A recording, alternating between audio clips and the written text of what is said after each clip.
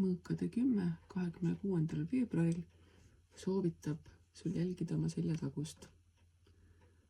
Võib-olla tullakse sealt kallale, võib-olla mitte. Igal juhul kindlam on siis, kui sa tead, mis sul selja taga toimub. Samuti pööra tähelepanu sellele, et sina ei oleks see, kes kellelegi teisele selja tagant kallale läheb.